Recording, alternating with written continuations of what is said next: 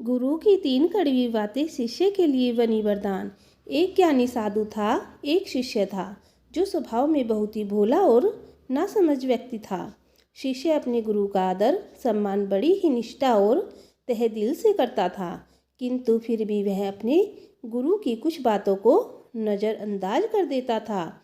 साधु उस शिष्य को संसार की मोह माया और पारिवारिक रिश्तों से दूर रहकर एक साधुत्व का जीवन जीने की सलाह देते थे, जो कि शिष्य को कतई भी मंजूर नहीं था। शिष्य परिवार से दूर नहीं रह सकता था और वह अपने गुरु की भक्ति भी नहीं छोड़ना चाहता था। शिष्य अपनी गुरु भक्ति और पारिवारिक रिश्तों में कोई भेद नहीं रखना चाहता था। एक दिन शिष्य अचानक अपने गुरु के पास आश्रम में आया और बोला, गुरुजी, मेरा रिश्ता पक्का हो गया है। गुरुजी यह बात सुनते ही शोक में डूब गए और अपने उदास मन से बोले, बेटा, तेरा रिश्ता हो गया है, अब तू मेरे बार ज्ञानी मेरी तरफ से गया। शिष्य अपने स्वभाव से बड़ा भोला और नासमझ था। वह अपने गुरु की बात का अर्थ नहीं समझ पाया, किंतु वह इतना समझ चुका था कि गुरुजी उसके रिश्ते से खुश नहीं है और फिर शिष्य वहाँ से चला गया। कुछ दिनों बाद शिष्य दोबारा अपने गुरुजी के आश्रम में आया और गुरुजी से कहने लगा, मैं आपको अपनी शादी का निमंत्रण देने आया हूँ। गुरुजी ने शिष्य को फिर वैसा ही जवाब दिया और बोले, बेटा, अब तू तेरे परिवार से भी गया। शिष्य ने अपनी गुरुजी के इस कथन का भी कोई जवाब नहीं दिया। कुछ दिन के बाद शिष्य फिर अपने गुरुजी के पास आया और बोला, गुरुजी, मेरा विवाह हो गया और मेरी पत्नी भी घर आ गई है। गुरुजी ने तीसरी बार भी एक वैसा ही कथन बोला, बेटा, अब तो तू दुनिया से गया। शिष्य अपने गुरुजी की मुख से ऐसी 3 बातें सुनकर थोड़ी नाराज़गी से बोला, गुरुजी, आप नहीं जानते, मेरे परिवार वाले मुझसे बहुत प्रेम करते हैं। हमेशा उन्हें मेरी फिक्र रहती है और मुझे पत्नी भी मुझसे बहुत प्रेम करती है। तो अब आप भी बताइए, क्या मैं इन बंधनों को छोड़कर चला जाऊं? शिष्य की बात सुनकर गुरुजी बोले, तो क्या सच में तुझे ऐसा लगता है कि तेरे परिवार वाले और तेरी नई नवेली पत्नी तुझे इतना प्रेम करते हैं? शिष्य बोला, गुरुजी, बिल्कुल, इसमें कोई शक नहीं। अब गुरुजी शिष्य से बोले, तो ठीक है, मैं तेरे परिवार वालों की एक परीक्षा लेना चाहता हूँ, जिससे सिद्ध हो जाएगा कि वे तुझसे कितना प्रेम करते हैं। इसके लिए तुझे मेरा एक काम करना होगा। शिष्य बोला, गुरुजी, अवश्य, बोलिए क्या काम है। फिर गुरुजी ने अपने शिष्य के साथ मिलकर एक योजना बनाई, जिससे यह सिद्ध हो जाएगा कि सत्य क्या है। गुरुजी ने शिष्य से कहा, एक काम कर, आज तू घर जा और अचानक पेट दर्द का बहाना करके ज़मीन पर गिर जा और ज़ोर ज़ोर से चिल्लाने लग जा, ताकि तेरी आवाज़ सुनकर वहाँ सभी इकट्ठे हो जाएं। फिर तेरे घर वाले वैद्य को बुलाएंगे। वैद्य की दवाई लेने के बाद भी तुझे कहना होगा कि मेरे कोई पेट में दर्द में फ़र्क नहीं पड़ा। सबसे कहना, मेरे गुरुजी को बुला दो, मुझे वही ठीक कर सकते हैं, नहीं तो मैं मर जाऊंगा। और जैसे ही मैं वहाँ पहुँचूंगा, तू मरने का बहाना कर देना।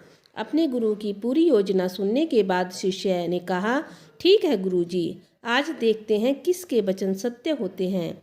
शिष्य अपने घर पहुंचा और अपने गुरुजी से कहने लगा, कहे अनुसार पेट दर्द का बहाना कर जमीन पर गिर गया। शिष्य के घर वाले उसे इस अवस्था में देखकर भयभीत हो गए।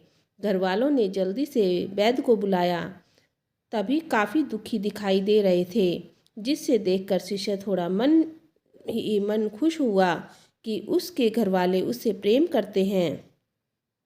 तभी उसके लिए चिंतित हैं, लेकिन उसे अभी योजनाएं आगे बढ़ानी थी। वह बोला, मुझे दवाइयों से कोई फ़ायदा नहीं हुआ और कृपया आप जल्दी से मेरे गुरुजी को बुला लाओ, केवल वही मुझे ठीक कर सकते हैं, नहीं तो मैं आज मर जाऊंगा।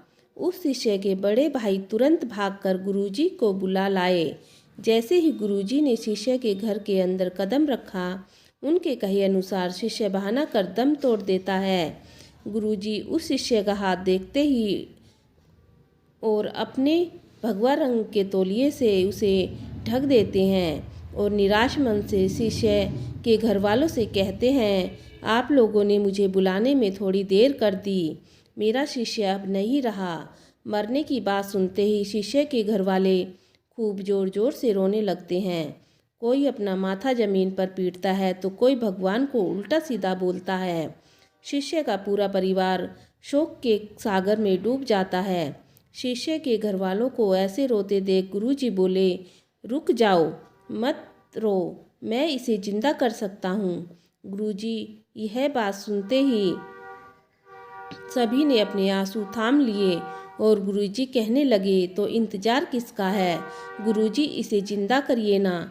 गुरुजी बोले, जिंदा तो मैं कर दूंगा, लेकिन यह बताओ इसकी जगह जाएगा कौन।